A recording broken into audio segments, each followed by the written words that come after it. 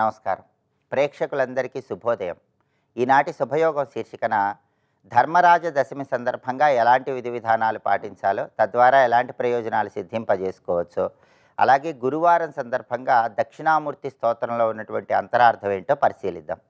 ప్రధానంగా చైత్రమాసంలో శుక్లపక్షంలో వచ్చే దశమి తిథిని ధర్మరాజ దశమి అనే పేరుతో పిలుస్తారు. ఇది యమధర్మరాజుకు ప్రీతిపాత్రమైన రోజు. కాబట్టి యమధర్మరాజుని ఈరోజు దవనంతో పూజించడం ద్వారా అన్ని రకాలైన అపమృత్యు దోషాలు తొలగిపోతాయని ధర్మసింధు, నిర్ణయసింధు, తిథితత్వము అనే ప్రామాణిక గ్రంథాల్లో చెప్పారు. యమధర్మరాజు సంపూర్ణమైన అనుగ్రహం కలగాలంటే ఈరోజు దక్షిణ దిక్కులో స్నానం చేశాక ఇంటి యజమాని ఒక మట్టి ప్రమిదను ఉంచి ఆ మట్టి ప్రమిదలో నువ్వుల నూనె పోసి దీపాన్ని వెలిగించాలి. ఆ దీపాన్ని సాక్షాత్తు యమధర్మరాజు స్వరూపంగా భావించుకొని అక్కడ దవనాన్ని ఉంచాలి. ధర్మరాజ దశమి సందర్భంగా ఇలా దక్షిణ దిక్కులో యమదీపం వెలిగించి అక్కడ దవనం ఉంచినట్లయితే అపమృత్యు దోష తీవ్రతను తగ్గింపజేసుకోవచ్చు, దీర్ఘాయుర్దాయాన్ని సిద్ధింపజేసుకోవచ్చు. అలాగే గురువారం దక్షిణామూర్తిని పూజించడం ద్వారా విశేషమైన శుభ ఫలితాలు కలుగుతాయి. దక్షిణామూర్తి స్తోత్రంలో ఉన్నటువంటి అంతరార్థాన్ని పరిశీలిస్తే విశ్వం పశ్యతి కార్యకారణతయా స్వస్వామి సంబంధతః శిష్యాచార్యతయా తథైవ పితృపుత్రధ్యాత్మానాభేదతః స్వప్నే జాగృతివాయ ఏష పురుషో మాయా పరిభ్రామితః తస్మై శ్రీ గురుమూర్తయే నమైదం శ్రీ దక్షిణామూర్తి మీడే అంటూ దక్షిణామూర్తి స్తోత్రంలో మనం శ్లోకాన్ని పఠిస్తాం. ఈ శ్లోకంలో ఉన్న భావాన్ని మనం పరిశీలిస్తే విశ్వం పశ్యతి కార్యకారణతయా స్వస్వామి సంబంధతః అంటే ఈ విశ్వములో, ఈ జగత్తులో ఏ సంబంధమైనా సరే కార్యకారణ సంబంధం మాత్రమే అని జ్ఞానులు మాత్రమే తెలుసుకోగలరు. శిష్యాచార్యతయా తథైవ పితృపుత్రధ్యాత్మానాభేదతః అంటే ఈ సృష్టిలో గురు శిష్య సంబంధం, తండ్రి కొడుకుల సంబంధం, యజమాని సేవకుడు సంబంధం, ఇలా ప్రతి ఒక్కటి కూడా కార్యకారణ సంబంధంతో ముడిపడి ఉంది అన్న సత్యాన్ని మాత్రమే తెలుసుకుంటూ తామరాకు మీద నీటి బొట్టులాగా సంచరించగలిగిన వ్యక్తి జ్ఞాని అవుతాడు అని చెప్పడమే దీనిలో ఉన్న అంతరార్థం. అందుకే శిష్యాచార్యతయా తథైవ పితృపుత్రధ్యాత్మానాభేదతః అన్నారు.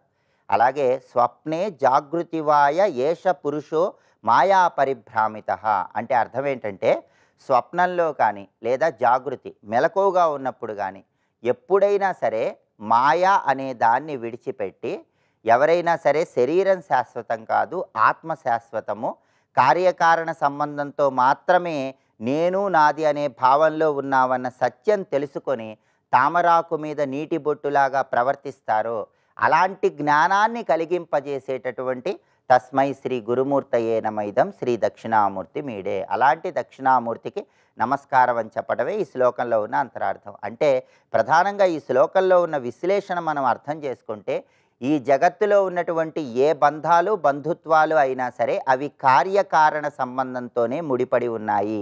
ఈ సత్యాన్ని తెలుసుకొని తామరాకు మీద నీటి బొట్టులాగా ప్రవర్తించే వాళ్ళు ఆత్మజ్ఞానం వైపు అడుగులు వేస్తారు, జీవితాన్ని చరితార్థం చేసుకుంటారని చెప్పడమే దక్షిణామూర్తి స్తోత్రంలో ఉన్న ఈ శ్లోకంలో ఉన్న విశేషార్థంగా గుర్తించాలి. రేపటి శుభయోగం శీర్షికన చైత్రశుద్ధ ఏకాదశి తిథి సందర్భంగా ఎలాంటి విధి విధానాలు పాటించాలో, తద్వారా ఎలాంటి ప్రయోజనాలు సిద్ధింపజేసుకోవచ్చో పరిశీలిద్దాం. నమస్కారం.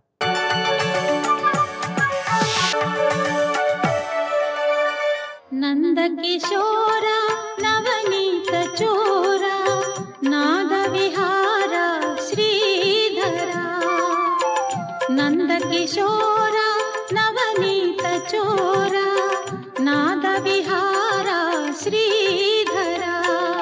బ్రహ్మచర్యం 12 ఏళ్ళు పాటించిన వాడు ఒక్కడు దొరికినా ప్రపంచాన్ని మార్చవచ్చని చెప్పాడండి. అంత శక్తి వస్తుంది బ్రహ్మచర్యానికి, అది తెలియాలి.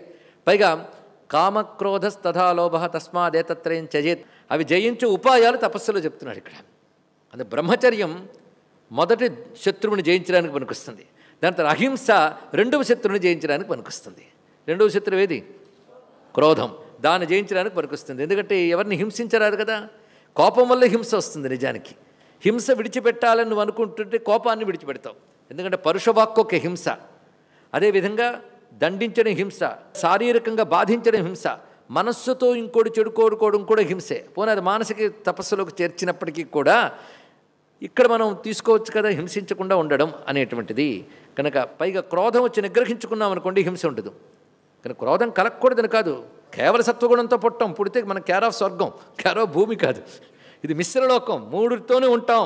కనుక మనం మనలో గొప్పతనాలు చూసుకుని ఇంకోళ్ళలో కనబడిన వెక్కిరించుకుంటూ వాటిని విమర్శిస్తూ కాలక్షేపం చేయద్దు. అందరం ఒకటే, కానీ అందరిలో అన్నీ ఉంటాయండి తెలుసుకోవాల్సింది. కానీ క్రోధాదులు కలిగినప్పుడు నువ్వు కానీ నిగ్రహించుకున్నావనుకో, ఇది శారీరక తపస్సుని ఎందుకు చెప్తున్నారు చూడండి. మనసులో క్రోధం కలిగింది ఏం చేస్తాం, అది క్రియారూపంగా చూపించుకో, వెంటనే నోరు పారేసుకోవడమో వెంటనే ఏది అనేయడమో లేకుండా ఉన్నావనుకో అది హింస పోతుంది, అవునా లేదా? అందుకే శారీరకంగా అహింస అని చెప్పడంలో క్రోధాన్ని వినియోగ దశకు లేదా వ్యక్తీకరణ దశకు తీసుకురాకుండా ఉండడం. అసలు మనస్సులోకి క్రోధం రాకుండా ఉంటే అబ్బో చాలా గొప్పది. అది మూడో దాంట్లో చూసుకుందాం. మొదటి దాంట్లో శారీరక తపస్సులో మాత్రం ఇక్కడ చెప్తున్నారు. ఇక్కడ బ్రహ్మచర్యం అహింసాచ శారీరం తప ఉచ్యతే. వీటిని ఏమంటారు? శారీరక తపస్సు. మొత్తం 3 చెప్పాడు. 3 లెక్క కడితే ఇంకా ఎక్కువ. పూజనం అనేది ఒకటి, శౌచం ఒకటి, ఆర్జవం ఒకటి, బ్రహ్మచర్యం, అహింస 5. కానీ దేవద్విజ గురు ప్రాజ్ఞ పూజనం ఈ వాక్యంలో మనకి ప్రధానంగా బ్రహ్మచర్య అహింస కనబడుతుంది, పైన శౌచమార్జం కనబడుతున్న. పూజనం అన్నప్పుడు దేవతలు, ద్విజులు, గురువులు, ప్రాజ్ఞులు నలుగురిని పూజించాలి.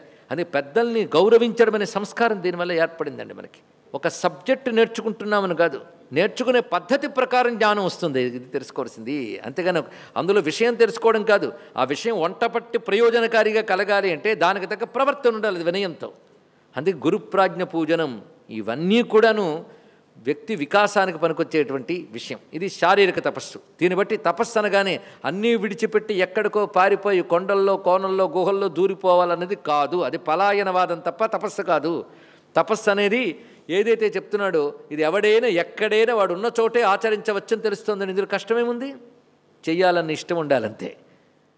ఎవరైనా ఎక్కడైనా ఆచరించవచ్చు. ఇప్పటివరకు చెప్పింది ఏమిటి? భవ్యమైనటువంటి శారీరక తపస్సు అయింది. ఇప్పుడు రెండవది చెప్తున్నారు, వాచిక తపస్సు. ఇది అంటే వాంగ్మయ తపస్సు. ఇది ప్రధానంగా అనుద్వేగకరం వాక్యం సత్యం ప్రియహితంచయత్ స్వాధ్యాయాభ్యసనంచైవ వాంగ్మయం తప ఉచ్యతే.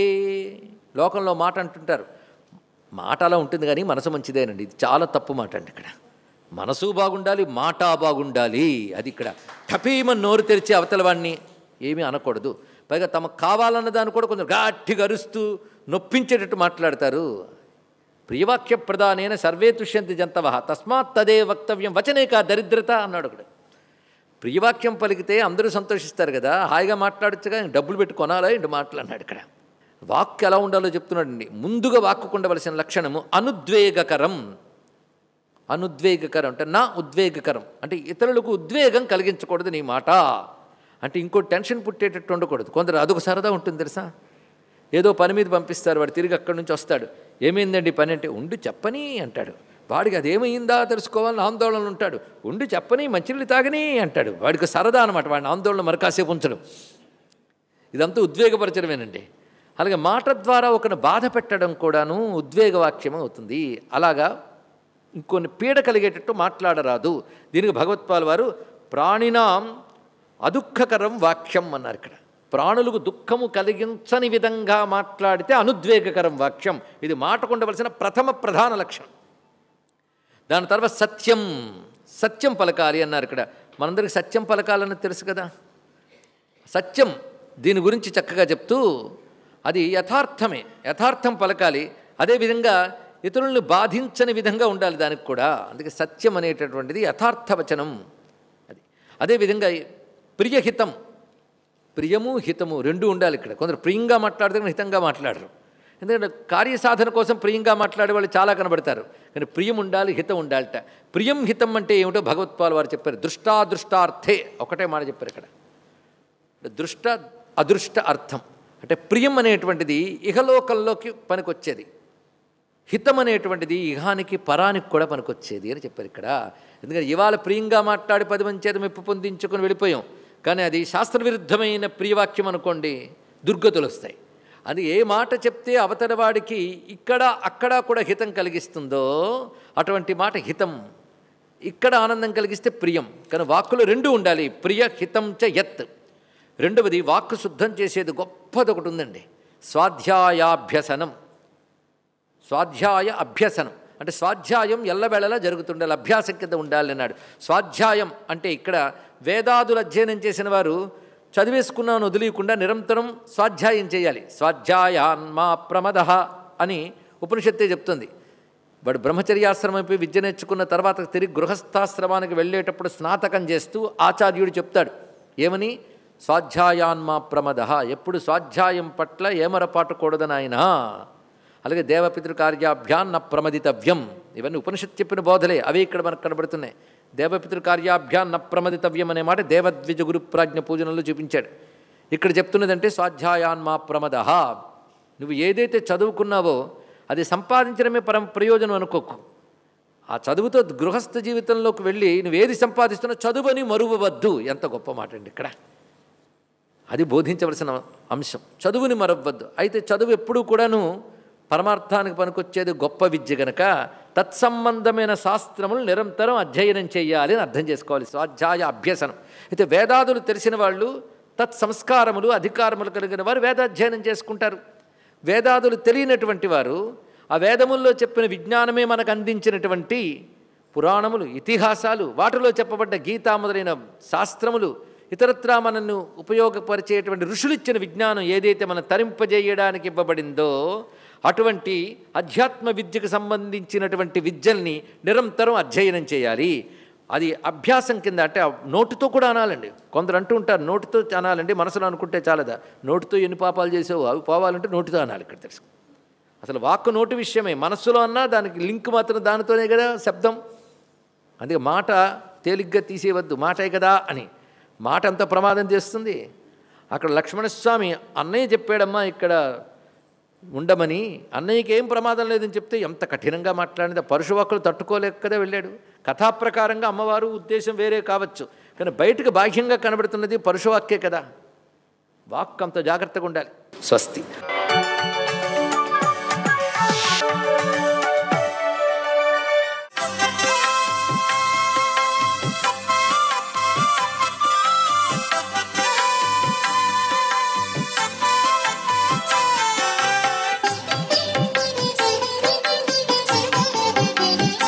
ఓం నమో నారాయణాయ. ఓం నమ శివాయ. శ్రీమాత్రే నమ. ఈరోజు చైత్రశుద్ధ దశమి. యమధర్మరాజును దవనంతో గనక పూజించినట్లయితే మనకు తెలిసి చేసిన పాపాలు, తెలియక చేసిన పాపాలన్నీ కూడాను పటాపంచలైపోయి యమబాధల నుంచి మనం తప్పించుకోవటానికి ఆస్కారం ఎంతగానో ఉంటుంది అని చెప్పేసి శాస్త్రవచనం. ఈ దవనానికి అంత గొప్ప విశేషకరమైన ప్రభావం ఉందన్నమాట. ఏది ఏమైనప్పటికీ కూడాను యమధర్మరాజును గనక మనం ఈ రోజున దవనంతో గనక పూజ చేసినట్లయితే తెలిసి తెలియని పాపాలన్నీ కూడాను పటాపంచలైపోతాయి. అంతేకాకుండా యమధర్మరాజుకు ప్రీతికరమైనటువంటి ఆ యొక్క దీపారాధన దక్షిణ దిశగా చూస్తూ గనక వెలిగించినట్లయితే, లేక రావి చెట్టు చుట్టూతా ప్రదక్షిణం చేసి రావి చెట్టు వద్ద గనక దీపారాధన ఆచరించినట్లయితే సర్వ విధములైనటువంటి సుసంపన్నమైనటువంటి ప్రభావం మనకు కలిగింపజేస్తాడు అంతర్యామి అని చెప్పేసి శాస్త్రం. దీన్ని మనం చైత్ర శుద్ధ దశమి నాడు మాత్రమే ఆచరిస్తూ ఉన్నాం. ఇది మన భారతీయ సనాతన సంస్కృతి సంప్రదాయం. ఆచరించి తరిద్దామా మరి? సర్వే జనా సుఖినో భవంతు.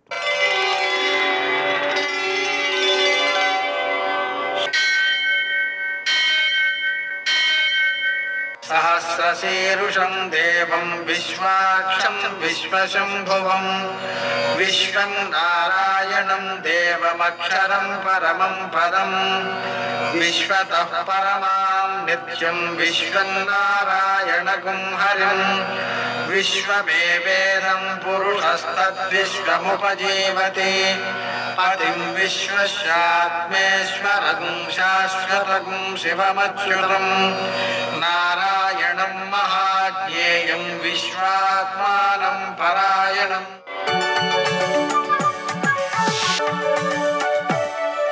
सूर्य శౌర్యమథేందురింద్రపదవీ సన్మంగళం మంగళం. నమస్తే భగవన్ దేవ దత్తాత్రేయ జగత్ప్రభో సర్వబాధా ప్రశమనం కురు శాంతిం ప్రయచ్చమే.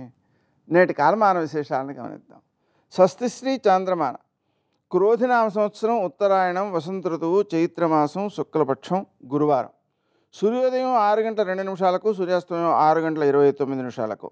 తిథి దశమి సాయంకాలం 5:33 వరకు. నక్షత్రం ఆశ్లేష ఉదయం 7:56 వరకు.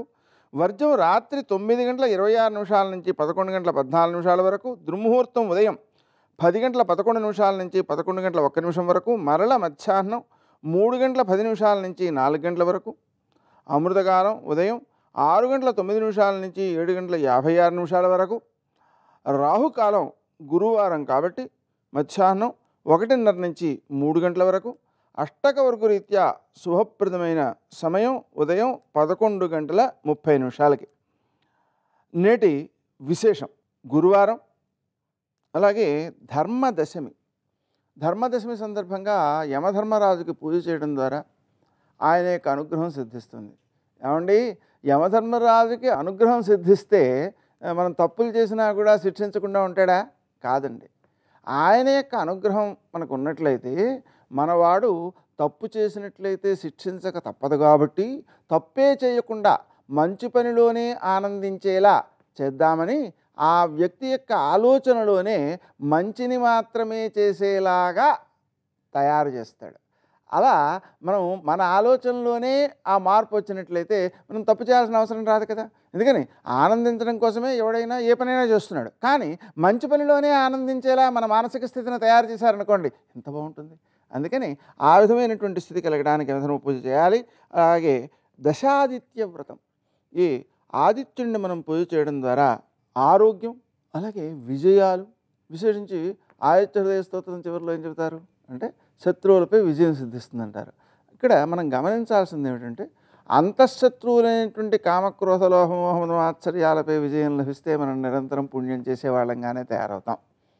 పాపం చేసే అవసరం రాదు. అలాగని పాపం చేసే అవసరం రాకపోయినప్పుడు ఏమవుతుంది అంటే పుణ్యం వల్ల ఆనందమేగా సిద్ధించేది. రోగ నిరోధక శక్తి సిద్ధిస్తుంది, ఆరోగ్యం సిద్ధిస్తుంది, అనుకూలత సిద్ధిస్తుంది, సంపదలు సిద్ధిస్తాయి. కాబట్టి మనకు మన ఆలోచన బట్టే అన్నీ సిద్ధిస్తాయి. కాబట్టి మనం ఆ ఆదిత్య వ్రతాన్ని ఆచరించడం ద్వారా, సూర్యుడిని ఆరాధించడం ద్వారా ఈ సత్ఫలితాలన్నీ కూడా మనం పొందుతాం. ఆదిత్య హృదయ స్తోత్ర పారాయణ, అలాగే ఉద్యన్నద్య విశ్వాన్నారోహన్నుత్తరాన్ దివందేవ హృద్రోగం మమ సూర్యో హరిమాణం చాసునాసేతు మొదలైనటువంటి ఆర్య ద్వాదశి స్తోత్రము, ఇలాంటివన్నీ కూడా మనకు ఆదిత్యుని యొక్క అనుగ్రహాన్ని కలుగజేసి సంపూర్ణమైన శారీరక మానసిక ఆరోగ్యం కలిగేలా చేస్తాయి. ఈరోజు ముఖ్యాంశం ఏమిటంటే రామునికి పట్టాభిషేకం చేయాలి. అలా రామునికి పట్టాభిషేకం చేయడం ద్వారా మనకు రామరాజ్యం సిద్ధిస్తుంది. మన ఇంట్లో రామరాజ్యం, మన ఊళ్ళో రామరాజ్యం, మన దేశంలో రామరాజ్యం, ప్రపంచంలో రామరాజ్యం. అలాంటప్పుడు ఏమవుతుందంటే సజ్జనులకందరికీ కూడా సౌఖ్యం లభిస్తుంది. అందువలన మనం ఈ రామరాజ్యాన్ని చేయడం మంచిది. ఆ ప్రక్రియ చేయడం కుదరకపోతే రామరాజ్యం పారాయణ చేసుకోవడం మంచిది. నేటి ఆణిముత్యాలు.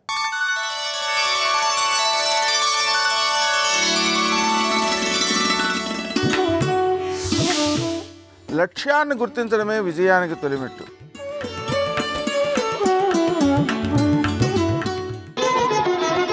జయ జయ జయ జయ జయ శ్రీ హనుమా, జయ జయ జయ జయ ప్రభుదయ గనుమా. కిష్కింధకాండలో దక్షిణ దిక్కు కెడుతున్నప్పుడు వానరులందరినీ పిలిచాడు సుగ్రీవుడు. ఆయన్ని వాలి వెంట తరిమినప్పుడు భూమండలం అంతా తిరిగాడు. అందుకని ఆయనకి తెలుసు ఎక్కడే ఉందో. అన్ని దిక్కులకి వెళ్ళిన వాళ్ళకి చెప్పాడు. తూర్పు దిక్కు కెడితే ఏముంటుందో చెప్పాడు, ఉత్తరాన్ని చెప్పాడు, పశ్చిమం చెప్పాడు, దక్షిణం చెప్తూ మిగిలిన దిక్కులలో సముద్ర గర్భంలో రాక్షసులు ఉంటారు పురుషస్వరూపంతో. దక్షిణ దిక్కున ఉండేటటువంటి సముద్రంలో రాక్షసి ఉంటుంది, స్త్రీ.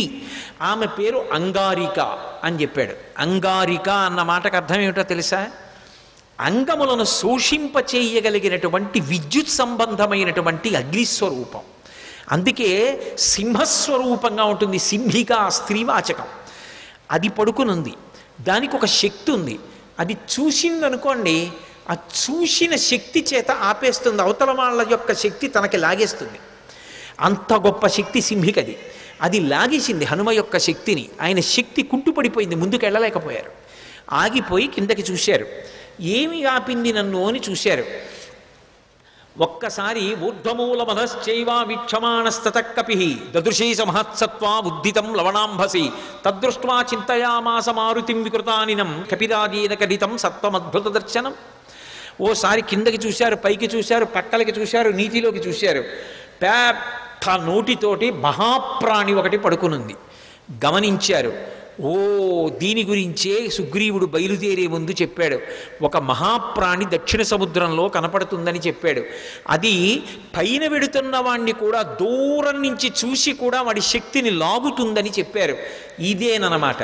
దీన్ని ఉపేక్షించకూడదు. ఇది చంపే లక్షణం ఉన్నది. సురస చంపదు, ప్రవేశించి బయటికి వెళ్ళచ్చు, అనుగ్రహించడానికి వస్తుంది. సంసారం చంపేయడానికి రాదు.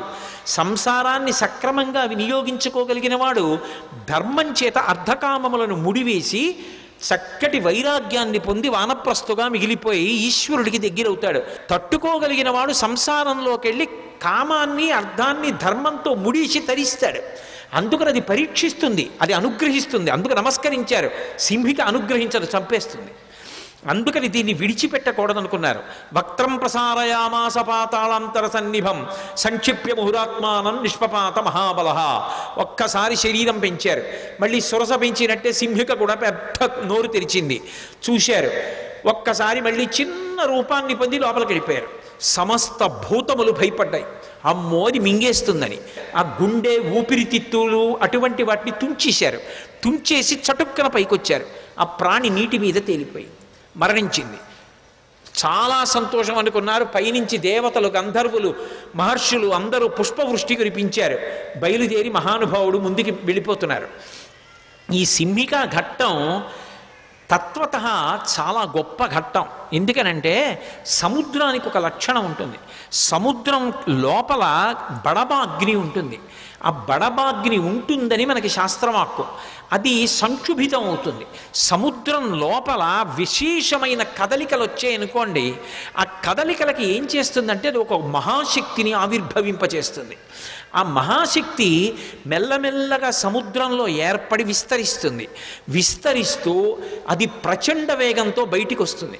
వచ్చినప్పుడు అది బడబాగ్ని రూపంలో, విద్యుతాగ్ని అంటారు, ఆ విద్యుతాగ్ని రూపంలో బయటికి వస్తోంది అనుకోండి. వస్తున్నప్పుడు అది అవతల వాళ్ళని లాగేస్తుంది తన శక్తి చేత. మీకు నేను ఒక్క ఉదాహరణ చెప్తే పట్టుకుంటారు. ఆకాశంలోంచి పిడుగు పడుతోంది అనుకోండి. పిడుగు పడుతున్నప్పుడు టీవీ చూస్తున్నారు అనుకోండి, అది మన ఇంటికి చాలా దగ్గరగా పడితే యాంటెన్నా లాక్కుంటుంది. యాంటెన్నా లాక్కుంటే టీవీలోకి వస్తుంది. టీవీలోంచి ఆ బడబాగ్ని, ఆ విద్యుత్ యొక్క శక్తి ఒక్కసారి ముందుకొచ్చి ఆ ఎదురుగుండా కుర్చీలో కూర్చుని చూస్తున్నటువంటి వాడి యొక్క తేజస్సుని, ప్రాణాన్ని లాగేస్తుంది. లాగేస్తే కూర్చున్నవాడు కూర్చున్నట్టు శరీరం వదిలేస్తాడు. అది దానికి ఉన్న శక్తి. అది కేవలం చూసి, అంటే దాని యొక్క శక్తి ప్రసరణం చేస్తా ఆపేస్తుంది, లాగేస్తుంది, శక్తిని లాగేసుకుంటుంది. అటువంటి శక్తికి సింహిక అని పేరు. అది రాక్షసీ శక్తి. దాన్ని ఆపడం కుదరదు, దాని లోపలికి వెళ్ళడం కుదరదు. దాన్ని పూజించి పరీక్షించి దాని చేత అనుగ్రహాన్ని పొందడము సాధ్యం కాదు. దాన్ని భంజించాలంతే. అది ఎవరి జోలికి రాలేదు అంటే మహాత్ముల జోలికి రాలేదు. అందుకే మీరు నన్ను బాగా నమ్మండి, పెద్ద పెద్ద పెను తుఫానులు కూడా ఏ ప్రాంతాల జోలికి రావంటే మహాత్ములున్న జోలికి రావు. మహానుభావుడు, నవవ్యాకరణ పండితుడు, సూర్యుని యొక్క శిష్యుడు, వాయుపుత్రుడు, బ్రహ్మగారి వరం పొందినవాడు, అపారమైనటువంటి తపశ్శక్తి సంపన్నుడు, విజితేంద్రియుడు, అటువంటి స్వామి హనుమని తుఫాను చెనకగలదా? ఆ సింహికారూపం చెనకగలదా? అందుకే అది ఆయన చేత సంహరింపబడింది. సంహరించే వాటిని, ప్రమాదములు తెచ్చే వాటిని కూడా నిలబెట్టగలిగిన ప్రజ్ఞ కలిగినటువంటి మహాపురుషులు ఈ దేశంలో ఉన్నారనడానికి రామాయణం ప్రబల సాక్ష్యం. సర్వం శ్రీ ఉమామహేశ్వర పరబ్రహ్మార్పణమస్తు. స్వస్తి.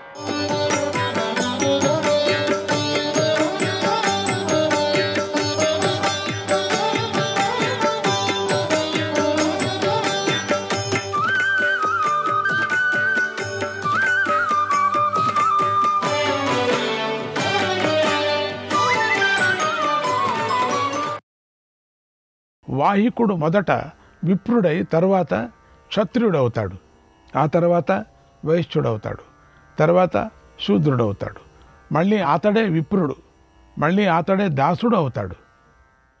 అక్కడ ఒకే కులంలోని కొందరు విప్రులుగాక కొందరు స్వేచ్ఛాచారులై వర్ణసంకర సంతానాన్ని కంటారు. గాంధార, మద్రక, వాహిక దేశీయులు, మందబుద్ధులు నేను సమస్త భూమండలాల్లో సంచరించి వాయుకులలో మాత్రమే ధర్మ వ్యవహారంలో విపరీతమైన ప్రవర్తన ఉందని గమనించాను. ఆ దేశంలోనే ధర్మ సాంకర్యం వ్యాపించి ఉందని తెలుసుకున్నాను. వాహికుల నీచ కార్యాలను ఆ విప్రుడే కాదు, ఇతరులు కూడా నాకు ఇంకా కొన్నిటిని చెప్తున్నారు. వాటిని కూడా చెబుతున్నాను విను. పూర్వం ఒకప్పుడు కొందరు దోపిడీ దొంగలు అరట్ట దేశం నుంచి ఒక ఉత్తమ స్త్రీని అపహరించారు. అందువల్ల ఆమె వారిని ఇలా శపించింది: ఇప్పుడు నేను బాలికను, నాకు బంధువులు ఉన్నారు, అయినా మీరు నన్ను అవమానించారు కనుక ఈ కులంలోని స్త్రీలందరూ చెడు వర్తన గలవారవుతారు. ఓ నరాధములారా, ఇందువల్ల మీరు ఈ ఘోరమైన పాపం నుంచి విముక్తిని పొందలేరు. కాబట్టి వారి ఆస్తిపాస్తులకు వారసులు మేనల్లుళ్ళు అవుతారు, కానీ కొడుకులు మాత్రం కారు అని శపించింది. ఓ శల్య, కురుదేశీయులు, పాంచాలురు, సాల్వులు, మాచ్యులు, నైమిషులు, కోసలులు, కాశీదేశీయులు, అంగదేశీయులు, కళింగులు, మాగధులు, చేదీదేశీయులైన ఉత్తమ వ్యక్తులకే ధర్మం తెలుసా? వారు ధర్మాత్మలై ఉంటారు. కానీ భిన్న భిన్న దేశాల్లో ఉన్న బాహికులు తప్ప దాదాపు అంతటా ఉత్తమ పురుషులు ఉంటారు. మత్స్యదేశం నుంచి కురు పాంచాల దేశాల వరకు, నైమిషం నుంచి చేదీ దేశం వరకు సజ్జనులు ప్రాచీనమైన ధర్మాన్ని అనుసరిస్తూ బతుకుతారు తెలుసా? మద్ర, పంచనద దేశీయులు అలాంటి వారు కాదు. అక్కడ వారు మోసగాళ్ళు. ఓ మహారాజా శల్య, ఇది విషయం, ఇది సత్యం. నువ్వు మద్రదేశీయుడు కాబట్టి దీన్ని తెలుసుకొని జడులాగా ఉండు, అంటే నోరు మూసుకొని ఉండు. నువ్వు వాహికులను రక్షించే రాజువు, నువ్వు తెలుసా? అదేం ధర్మదేశం అనుకున్నావు? అది చెడ్డది, పాపిష్టి జనం. అందుకనే నీకు కూడా ఉంది దాంట్లో పాపం. వాళ్ళు చేసే మంచి చెడుల పనుల్లోని ఆరో భాగాన్ని నువ్వు అనుభవిస్తావని చెప్పాను కదా, మళ్ళీ చెప్తున్నాను. లేదా వారిని సరిగా రక్షించకపోవటం వల్ల వారి పాపాలను మాత్రమే అనుభవిస్తావు. రక్షించే రాజు పుణ్యాన్ని పొందుతాడు. నువ్వు పుణ్యాత్ముడు కావు. సకల దేశాల్లోనూ పూర్వం శాశ్వతమైన ధర్మం పూజించబడుతూ ఉండగా బ్రహ్మదేవుడు పంచనద దేశంలోని ధర్మాన్ని చూసి చీచి అని అసహ్యించుకున్నాడు. ఎందుకంటే పంచనద వాసులు సంస్కారహీనులు. బ్రహ్మదేవుడు అంతటివాడే కృతయుగంలోనే వారిని నిందించాడు. నువ్వు అలాంటి దేశీయుడు తెలుసా? కనుక ఈ లోకంలో ధర్మోపదేశం చేసేందుకు నీకెక్కడ అర్హత ఉంది? నీకు అసలు ధర్మం పలకటానికి నీకు అర్హత లేదు. బ్రహ్మదేవుడు ఈ విధంగా పంచనది దేశవాసుల ధర్మాన్ని నిందించాడు. స్వధర్మాన్ని ఆచరిస్తున్న ఇతర దేశీయులతో పాటుగా వీరిని ఆయన ఆదరించలేదు. శల్య, ఈ విషయాన్ని బాగా తెలుసుకో. కల్మషపాదుడు అనే రాక్షసుడు సరస్సులో మునిగిపోతూ ఇలా చెప్పాడు: క్షత్రియస్య మలం భైక్ష్యం, క్షత్రియస్య మలం భైక్ష్యం, బ్రాహ్మణస్య శ్రుతం మలం, బ్రాహ్మణస్య శ్రుతం మలం, మలం పృథివ్యాం వాహీకాః, మలం పృథివ్యాం వాహీకాః, స్త్రీణాం మద్రస్త్రియో మలం. క్షత్రియుడికి యాచన మలం అంటే పాపం వంటిది. క్షత్రియుడు యాచన చేయకూడదు, పాపం వంటిది. వేదశాస్త్రాల్ని అవమానించకూడదు, ఎంత అనుసరించాల. లేకపోతే వాళ్ళకి అవమానించాడంటే ఆ పాపం వాళ్ళకు ఉంటుంది. అలాగే ఒక రాజు మునిగిపోయే రాక్షసుడిని ఉద్ధరించి ఇలాగే ప్రశ్నించాడు: ఆ ప్రశ్నకు రాక్షసుడు ఇచ్చిన సమాధానాన్ని కూడా విను. రాక్షస ప్రభావానికి లోనైన వారికి, విషప్రభావంతో మరణించిన వారికి ఉత్తమమైన సిద్ధవాక్యమే రాక్షస భావాన్ని నివారిస్తుంది. అదే జీవితాన్ని రక్షించే సిద్ధ ఔషధమని చెప్పారు. పాంచాల దేశీయులు వేదోక్త ధర్మాన్ని ఆచరిస్తారు. కురుదేశీయులు ధర్మానికి అనుకూలమైన కార్యాలను చేస్తారు. మత్స్యదేశీయులు నిజాన్ని చెబుతారు. శూరసేనులు యజ్ఞాలు చేస్తారు. ప్రాచ్యదేశీయులు దాస్యం చేస్తారు. దక్షిణాత్యులు వృషులు, వాహిక దేశీయులు దొంగలు. సౌరాష్ట్ర దేశీయులు వర్ణ సంకరులు. చేసిన మేలు మరవటం, ఇతరుల సొత్తును అపహరించటం, ఇతరుల వస్త్రాలను ఉపయోగించడం అనే పాపకృత్యాలను అరట్ట దేశీయులు చేస్తారు. పంచనదీ వాసులు కూడా చేస్తారు. వారికి అధర్మం అనేది లేదు. చెడ్డ పనులు చేస్తూనే ఉంటారు. కనుక వారు నింద్యులు. పాంచాలురు, కౌరవులు, నైమిషులు, మత్స్యదేశీయులకు మాత్రమే ధర్మం తెలుసు. ఉత్తర దేశీయులు అంగులు, మగధ దేశీయులైన వృద్ధులు శాస్త్రోక్తలైనటువంటి ధర్మాన్ని అనుసరిస్తూ జీవిస్తారు. ప్రాచీం దిశం శ్రితాదేవాగ జాతవేదః పురోగమాగ. అగ్ని మొదలైన దేవతలు తూర్పు దిక్కులను ఆశ్రయించుంటారు. శుభకర్మలు చేసే యముడు దక్షిణ దిక్కును రక్షిస్తూ ఉంటాడు. అక్కడ పితృదేవతలు ఉంటారు. బలవంతుడైన వరుణుడు పడమటి దిక్కును రక్షిస్తూ ఉంటాడు. సోముడు విప్రులతో కలిసి ఉత్తర దిక్కును రక్షిస్తూ ఉంటాడు. ధ్రువః సర్వాణి భూతాని విష్ణుః పాతి జనార్దనః. ఓ శల్యరాజా, రాక్షసులు, పిశాచులు, గుహ్యకులు శ్రేష్టమైన హిమవత్ పర్వతాన్ని, గంధమాదన పర్వతాన్ని రక్షిస్తూ ఉంటారు. శాశ్వతుడైన విష్ణువు సకల ప్రాణులను రక్షిస్తూ ఉంటాడు. మగధ దేశీయులు సూచనతోనే అభిప్రాయాన్ని తెలుసుకుంటారు. కోసల దేశీయులు చూపులను గమనించి మనసులో ఉన్నది తెలుసుకుంటారు. కురుపాంచాల దేశీయులు సగం మాట, ఆ మాటతోనే పూర్తి వాక్యాన్ని తెలుసుకుంటారు. ఇంకా పూర్తి వాక్యం చెప్పాల్సిన పని లేదు వాళ్ళకి. శాల్వ దేశీయులు పూర్తిగా చెబితేనే తెలుసుకుంటారు. శిబి దేశీయులతో పాటు పార్వతీయులు పైన చెప్పిన వారందరికీ పూర్తిగా వ్యతిరేకంగా ఉంటారు. వారికి వివరించి చెప్పినా ఏది అర్థం కాదు. రాజా, యవనులు, మలేచ్చులు సర్వోపాయాలతో విషయం తెలుసుకుంటారు. వారు విశేషించి శూరులుగా ఉంటారు. తాము కల్పించుకున్న సంజ్ఞల మీదనే పట్టు కలిగి ఉంటారు. వైదిక ధర్మాన్ని అంగీకరించరు. ఇతర దేశీయులు కూడా చెప్పకుండా తెలుసుకోలేరు. కానీ వాహిక దేశీయులు మాత్రం ప్రతి పనిని వ్యతిరేకంగా చేస్తారు. వారు తెలుసుకునే పద్ధతి చాలా వ్యతిరేకంగా ఉంటుంది. మద్ర దేశీయుల్లో కొందరికి ఏమీ తెలియదు. ఓ శల్య, నువ్వు అలాంటి వాడివి. అప్పుడు శల్యుడు ఇలా అన్నాడు, ఓ కర్ణ, నువ్వు చెప్పిన రాజ్యాలలోని మనుష్యుల గురించి విన్నాను, బాగుంది. మరి నువ్వు పాలించే అంగద దేశం మాటేమిటి? అంగదేశం అంటే ఏమిటి? అందులో జరిగేదేమిటి? అక్కడ ఉన్నవారందరూ పుణ్యాత్ములని అనుకుంటున్నావా? వారు పాపాత్ములే కదా. ముందు నీ దేశం గురించి చెప్పు చూస్తాం. నీ అంగదేశంలో రోగగ్రస్తులను వదిలేస్తారు. తమ భార్య పుత్రులను అమ్ముకుంటారు. ఇది జరుగుతూ ఉంటుంది. ఇదేమన్నా బాగుందా? ఇలాంటి పనులు పుణ్యకర్మలు అవుతాయా? వీటితో నువ్వు పుణ్యాత్ముడు, ధర్మాత్ముడు అయిపోతావా? ఏం మాట్లాడుతున్నావయ్యా నువ్వు? ముందు నీ రాజ్యం గురించి చూసుకో, నీ గురించి చూసుకో అన్నాడు.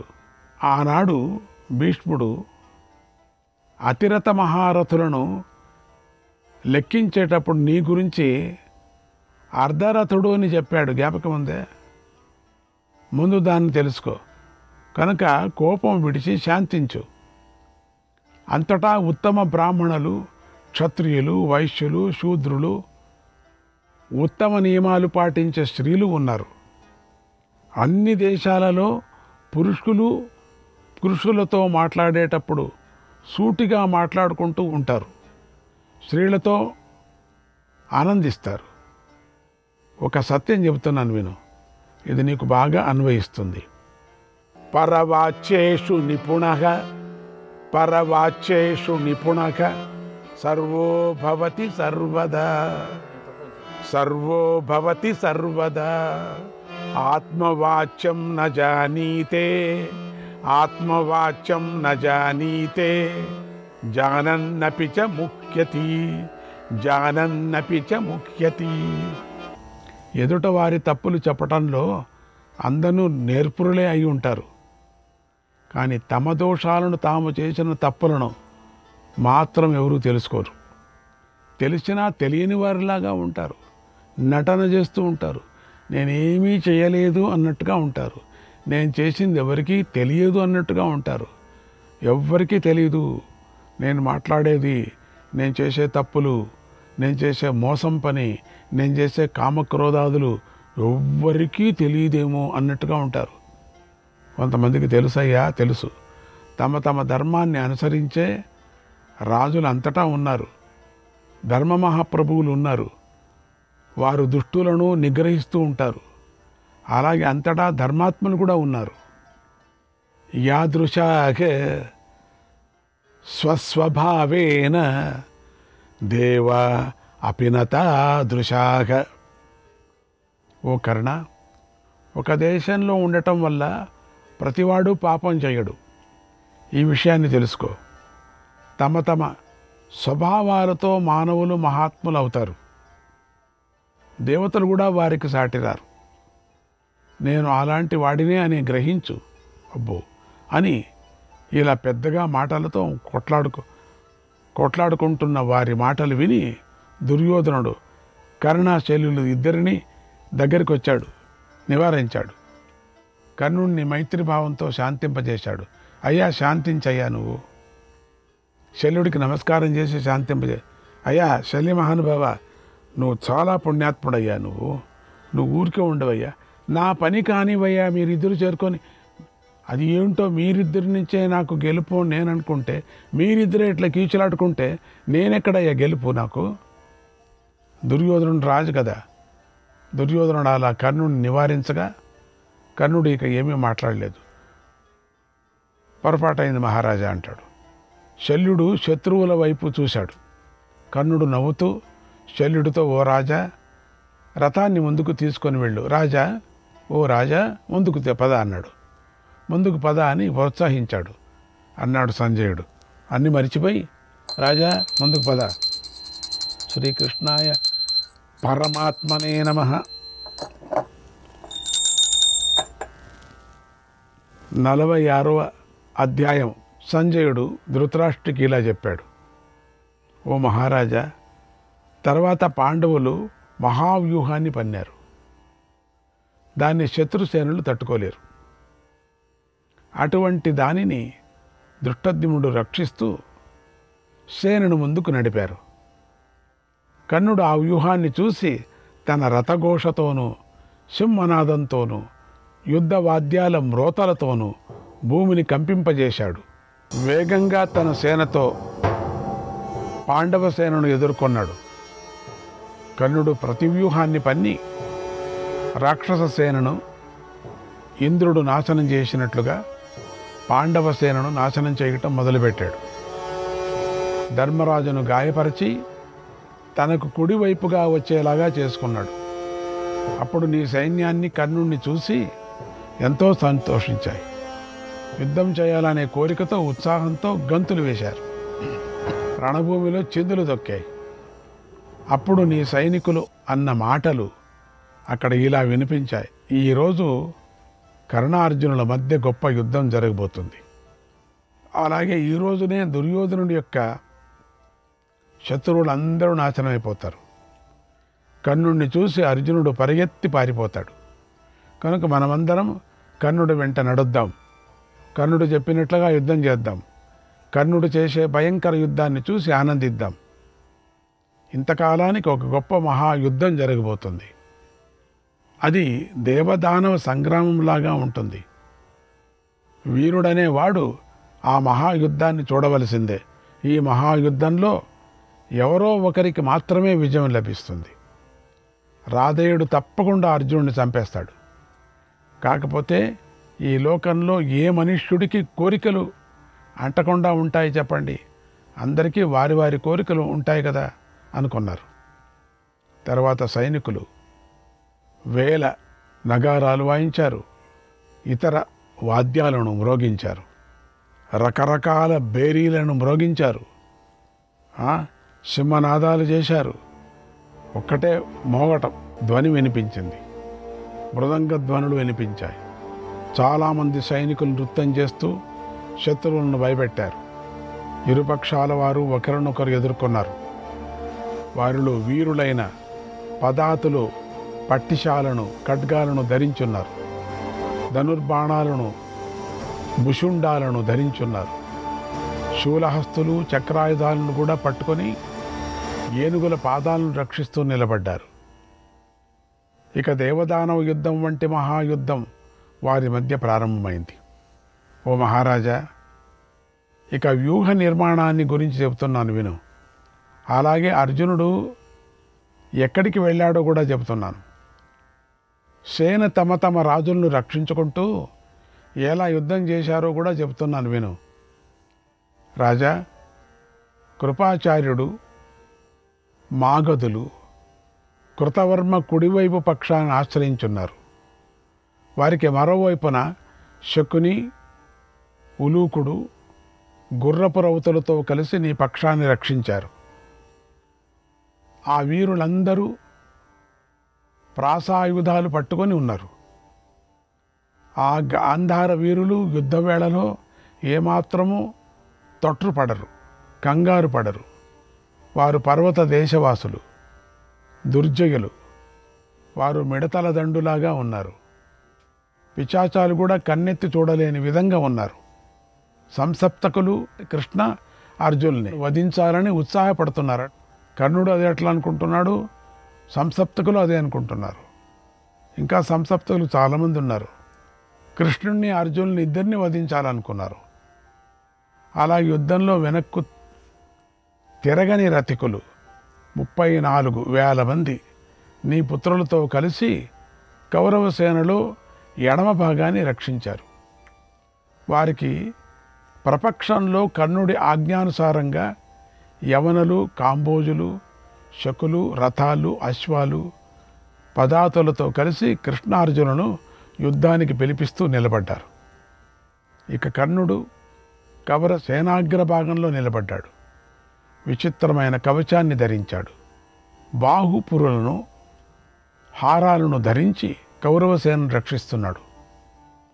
కర్ణుడు సూర్యుడితోనూ అగ్నితోనూ సమానంగా ప్రకాశిస్తున్నాడు. అతడు మహోత్సాహంతో తనను రక్షిస్తున్న నీ పుత్రులతో కలిసి సేన యొక్క ముందు భాగంలో ఉండి సేనను నడిపిస్తూ ఉన్నాడు. అప్పుడు ధర్మరాజు కౌరవ సేనను ముందున్న కర్ణుణ్ణి చూసి అర్జునుడితో ఇలా అన్నాడు, ఓ అర్జున, కర్ణుడు పక్షాలతోనూ ప్రపక్షాలతోనూ యుద్ధభూమిలో మహావ్యూహాన్ని పన్నాడు. అది ఎలా శోభిస్తుందో చూడు. ఈ శత్రుబలం మహత్తరంగా ఉంది. దీన్ని చక్కగా చూసి మనం నష్టపోకుండా ఉండేలాగా నీతిని అనుసరించు. శ్రీకృష్ణాయ పరమాత్మనే నమః.